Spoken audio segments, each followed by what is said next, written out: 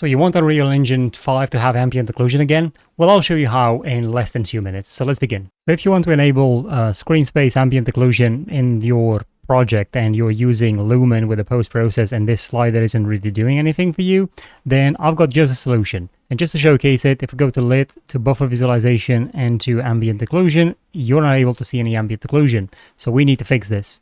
You can find the command lines in the details below, but first of all, you want to go into your consoles over here and add the command r.Lumen.ScreenProbeGather.ShortRangeAO 0. So press enter and do that.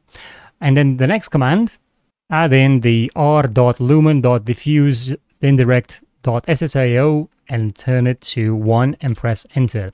And there you have it. Now you have ambient occlusion in your scene. So if you have a post-process material in here and you actually go to intensity, you'll notice that if I swing around, we can actually see something happening in the world.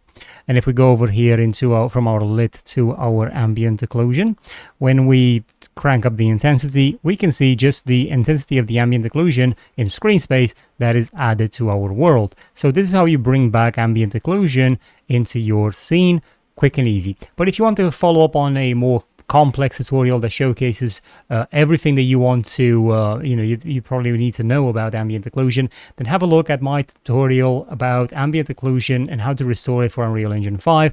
The link is in the description below.